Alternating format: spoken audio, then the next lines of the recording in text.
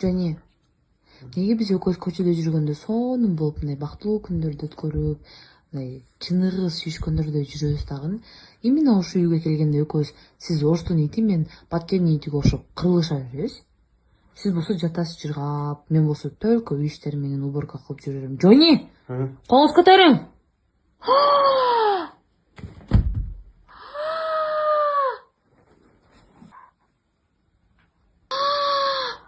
Не? Жони, сиз Айгерим Расул кызын карап суктанып отурасыз да, бул вообще-то башка бирөөнүн аялы. Сиз эмнеге башка бирөөнүн аялын карайсыз? Балык, русалка. Каяктагы русалка, бул Айгерим Расул кызы. Карасаң, мына балык бетин эле Айгерим Расул кызын коюп койгон, атуу балык бул.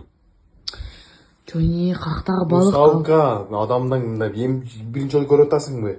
Пират деген кинону көрдүң беле? Бул Айгерим Расул кыз болбойбу? Жок дейм, бул балык.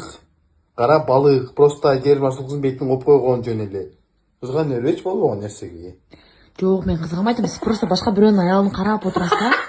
Мен сизди кызганбайтам, просто мен сизге сүйлөп атам, сиз менин сөзүмө маани бербей эле отурасыз да, Жони. Это норма. Балык.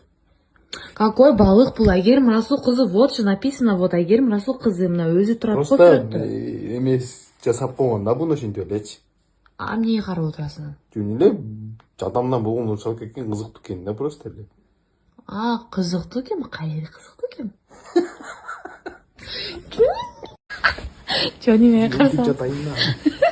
Токтосоңуз канча атасыз? Жан, турсаңыз, мына мен сизди сыймайбы, Жан. Турум. Эми туалетте отурганым эле калды барбы, тартпаганымчы. Жони, мына карасаңыз. Карап атам мына.